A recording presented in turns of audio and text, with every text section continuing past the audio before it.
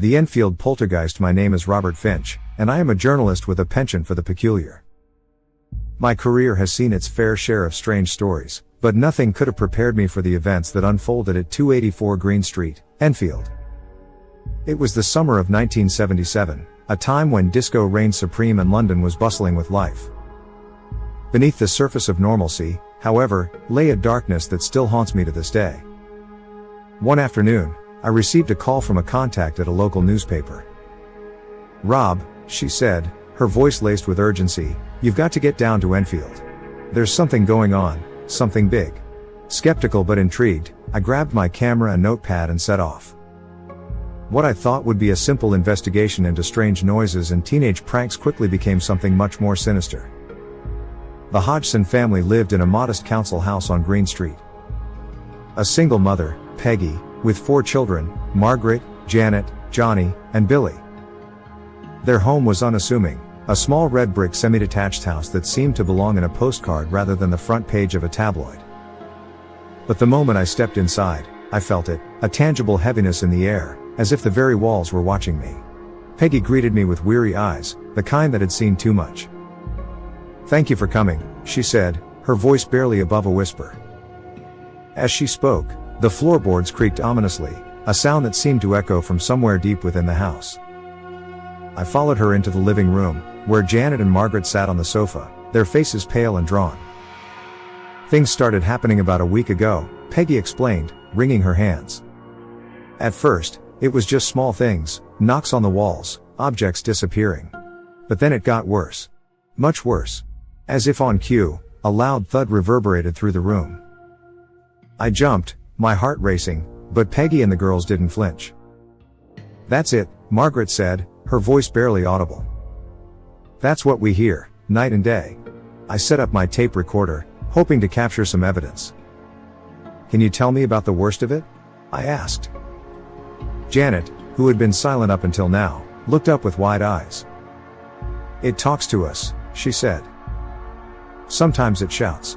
It throws things. Last night, it even tried to push Mum down the stairs." The words hung in the air like a bad smell, and I felt a chill creep up my spine. Could this really be happening? My rational mind screamed at me to find a logical explanation, but something about this place felt wrong, twisted. I decided to stay the night, determined to see for myself what was going on. As darkness fell, the house seemed to come alive, the shadows lengthening and deepening. The family went to bed, leaving me alone in the living room with my camera, a thermos of coffee, and a nervous knot in my stomach. The hours passed slowly, the ticking of the clock the only sound. Just as I began to drift into an uneasy sleep, a sudden crash jolted me awake. I turned, heart pounding, to see a chair levitating, suspended in midair as if held by invisible hands. I watched in stunned silence as it flew across the room, smashing into the wall with terrifying force. The sound brought Peggy and the children rushing downstairs, their faces pale with fear.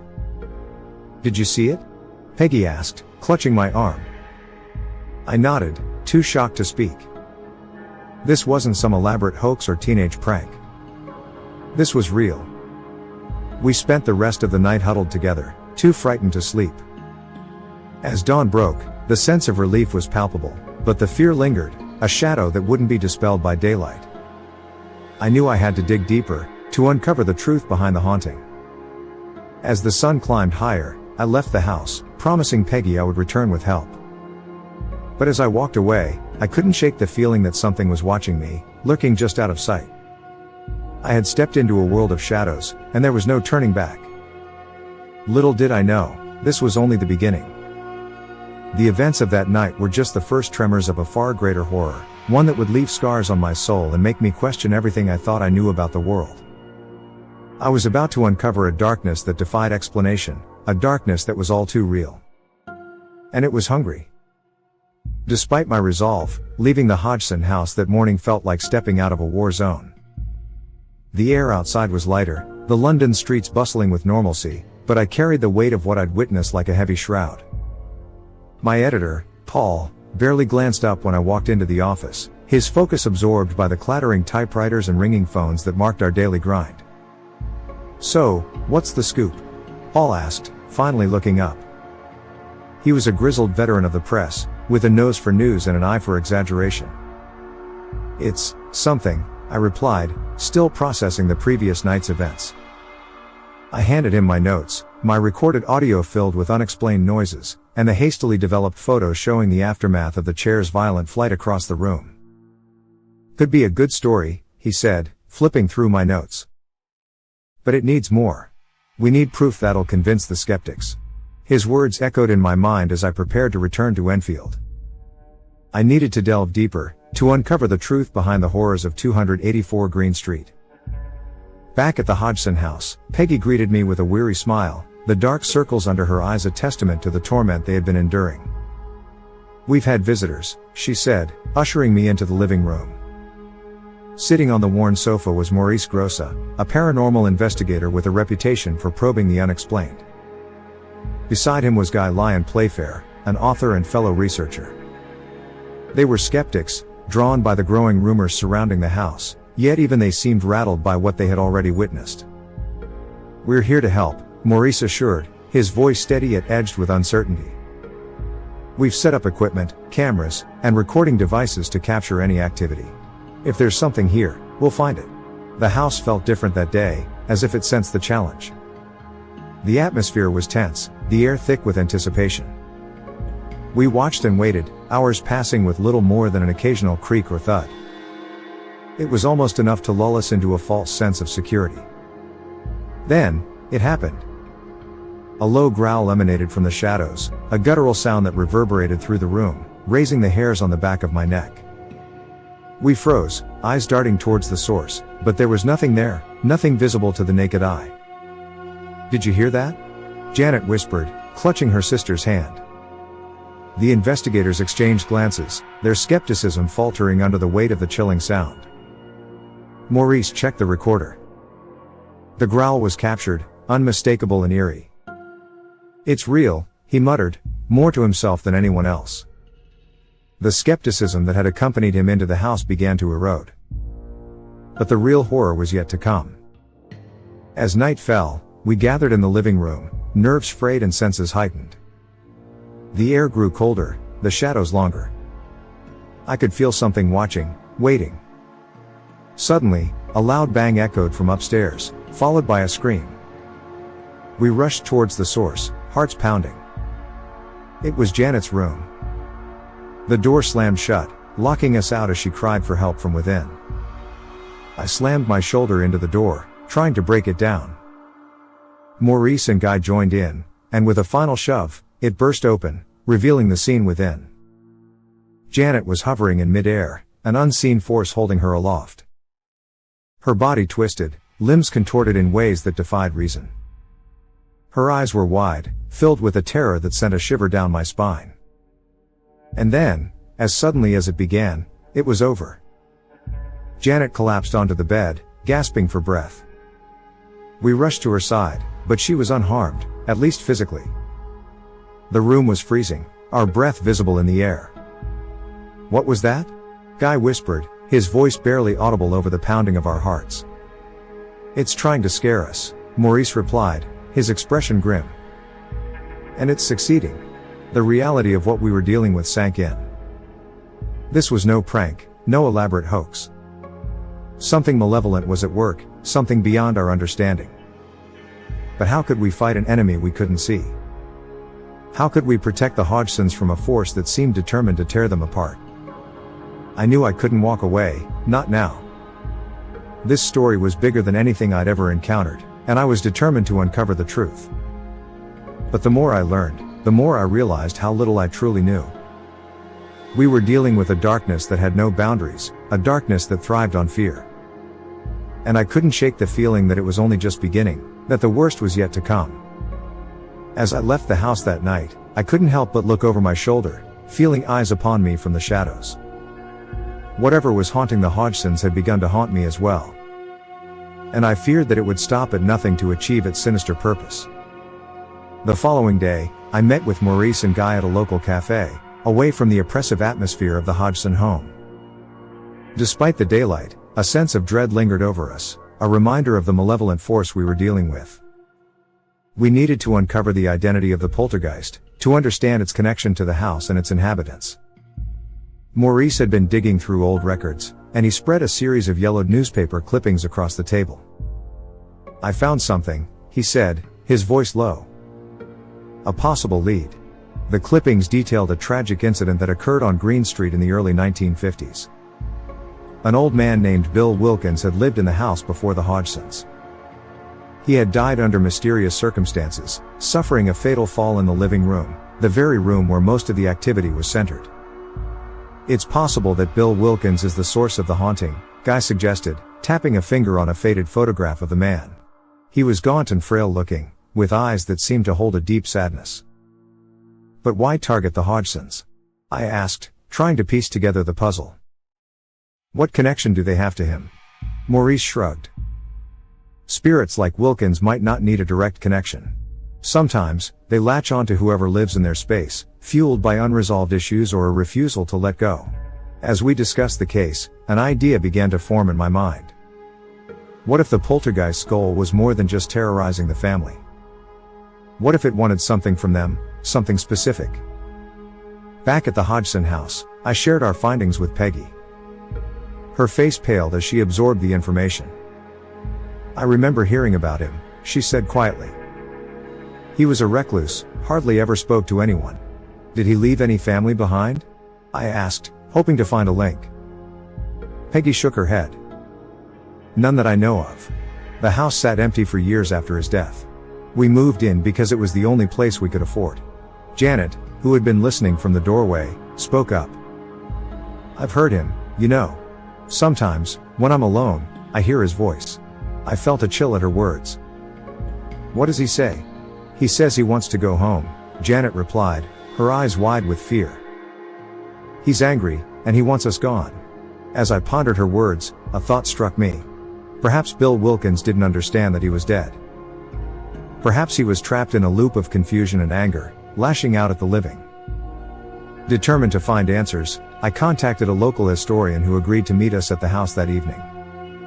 If anyone could shed light on Wilkins' past, it was her. As the sun set, we gathered in the living room, tension hanging thick in the air. The historian, an elderly woman named Margaret, arrived with a stack of documents, eager to assist. "Bill Wilkins was a troubled man," she explained, adjusting her glasses. "He lost his wife and son in a car accident just a few blocks from here. It broke him. He became a recluse, haunted by grief." Margaret's words painted a picture of a man consumed by sorrow, trapped in a cycle of despair. It seemed plausible that his spirit lingered, unable to move on. But then she shared something unexpected. "There were rumors, you know," Margaret said, lowering her voice. "Rumors that Bill dabbled in the occult, trying to contact his lost family. Some say he succeeded, but at a terrible cost." The room fell silent, the implications of her words sinking in. Had Wilkins unwittingly invited something darker into the house? Something that now tormented the Hodgsons? As we pondered this possibility, the lights flickered, and the temperature dropped. A sense of unease settled over us, as if the house itself was listening. And then we heard it, a voice, deep and gravelly, emanating from the shadows. "Leave my home," it growled, filling the room with a chilling presence. We all froze, the reality of the haunting undeniable. The voice continued, growing louder, more insistent. "You don't belong here." Maurice, ever the skeptic, spoke up, his voice steady. "Bill, if that's you, we want to help. Tell us what you need." For a moment, there was silence, and then the temperature dropped further, a visible mist forming in the room. Janet gasped, pointing towards the corner, where a shadowy figure materialized, its form flickering like a faulty television signal. It was Bill Wilkins, or what remained of him. His eyes were hollow, filled with a rage that seemed all-consuming. "Get out," he roared, the sound echoing through the room, shaking the very walls. In that moment, it became clear that this was no mere haunting. This was a battle for control, a struggle between the living and the dead. And we were caught in the crossfire. The entity lunged towards us, a forceful wind sweeping through the room, sending papers flying and toppling furniture. We staggered back, struggling to maintain our footing as the malevolent spirit lashed out with renewed fury. As chaos reigned, Margaret shouted over the din, her voice carrying an urgency that demanded attention. "He's trapped," she cried. "We need to help him move on. But how? How could we release a spirit bound by grief and anger, a spirit that seemed determined to destroy everything in its path?" Desperate for a solution, I remembered the rumors of Wilkins' occult practices, the possibility that he had opened a door he couldn't close. Perhaps we could use his own methods against him, perform a ritual to release his spirit from its torment. With Maurice and Guy's help, we quickly gathered what we needed, a makeshift altar, candles, and a few items of significance to Wilkins that we had found in the house. Margaret guided us through the ritual, her voice steady as she recited the words meant to free the spirit from its earthly bonds. As the ritual progressed, the air grew thicker, the room vibrating with an energy that felt both ancient and powerful. The figure of Bill Wilkins wavered, his form shifting and blurring as if caught between two worlds. And then, with a final incantation, the oppressive force lifted, the shadowy figure dissipating like mist in the morning sun. The house grew still, the tension easing as the spirit was finally set free. We stood in silence, the weight of the ordeal settling over us like a heavy cloak. The Hodgsons were safe, for now, but the experience had left its mark on all of us. As we left the house that night, I couldn't shake the feeling that something lingered, a darkness that wouldn't be easily dispelled. The Enfield Poltergeist had been a force of terror, but it had also revealed a truth that haunted me still. In the world of the supernatural, not everything could be explained, and not every spirit could be laid to rest. There were forces at work beyond our understanding, forces that defied explanation and left us questioning the very nature of our existence. And as I walked away from Green Street, I knew that the story of the Enfield Poltergeist was far from over. There were still secrets to uncover, mysteries to solve, and a darkness that threatened to consume us all. The true horror was yet to come. A week had passed since we performed the ritual to release Bill Wilkins' spirit, and the Hodgson house had fallen into an eerie calm. The poltergeist activity had ceased, and the oppressive atmosphere that once pervaded the home was replaced by a tentative peace.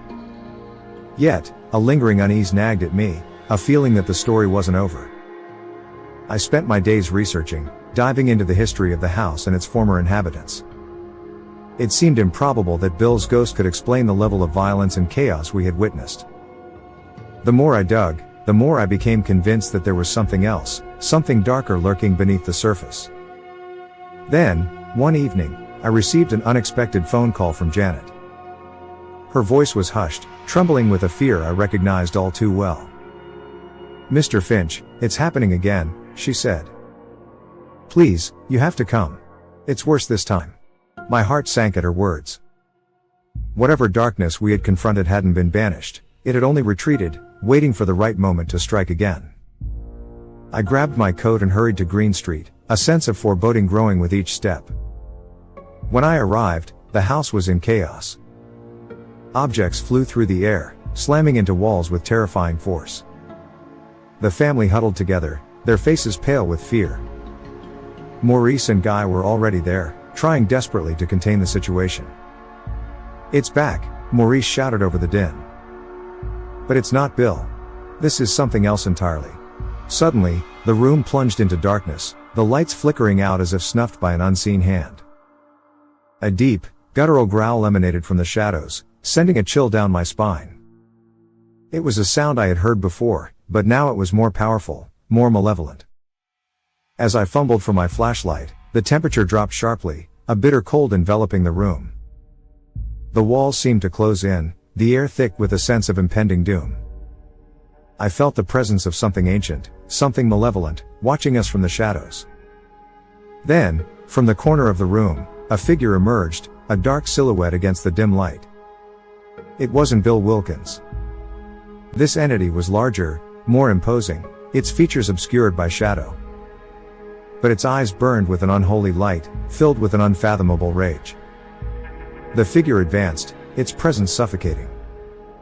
It reached towards Janet, and she screamed, backing away in terror. In that moment, everything clicked into place. The poltergeist wasn't Bill Wilkins at all. It was something older, a malevolent force that had been unleashed by his misguided attempts to contact his family. The entity was a demon, drawn to the despair and chaos of the house. It had fed off the fear and suffering of the Hodgsons, growing stronger with each passing day. Realizing we needed to act quickly, I grabbed the crucifix that Maurice had used before. Holding it out in front of me, I began to recite the Lord's Prayer, my voice steady and unwavering despite the fear coursing through my veins. The demon hissed, recoiling from the crucifix, its form flickering and distorting. But it didn't retreat. Instead, it lashed out with an invisible force, knocking me to the ground, the crucifix skittering across the floor. Desperate, I looked to Maurice and Guy. "We have to finish this," I said, struggling to my feet. "We need to banish it once and for all." The three of us joined hands, forming a circle around the Hodgson family. Together, we recited the prayer, our voices growing stronger with each word. The demon roared, a sound that echoed through the house, shaking the very foundation. For a moment, I thought it would overwhelm us, its power too great to contain. But as we continued to pray, a light filled the room, a warm, cleansing light that seemed to push back the darkness. The demon screamed, its form unraveling in the light, dissolving into nothingness. The room brightened, the oppressive atmosphere lifting as the darkness was banished once and for all. We stood in stunned silence, the reality of what had just happened sinking in. The Hodgsons were safe, the demon defeated. But the experience had left its mark on us all. As dawn broke, I stepped outside, the morning sun casting a golden glow over the street. The weight that had burdened me for so long was gone, replaced by a sense of relief and hope. But the questions lingered. In the days that followed, I continued to investigate, determined to understand what had truly happened. The Enfield haunting was more than just a ghost story, it was a cautionary tale of the dangers that lurked in the shadows, waiting for the unwary. As I delved deeper, I discovered something chilling. Bill Wilkins hadn't opened the door to the demon. It had been there all along, waiting for someone to make the first move. It was the house itself that was cursed, a beacon for malevolent forces drawn to its history of pain and suffering. In the end, we had only scratched the surface, banishing one entity while others lurked beneath the facade of normalcy. The true horror was not the demon itself, but the realization that the darkness was ever present, waiting for the right moment to strike again. And as I closed the chapter on the Enfield Poltergeist, I knew that the story was far from over. There were other houses, other families, and other hauntings. The darkness was always there, lurking just out of sight, waiting for someone to stumble upon it. The true terror was not what we had seen, but what lay ahead, waiting to be discovered in the shadows. And so, the Enfield Poltergeist became one of the most famous cases of paranormal activity, a chilling reminder of the unknown forces that exist beyond our comprehension. A tale that would haunt me, and the world, for years to come.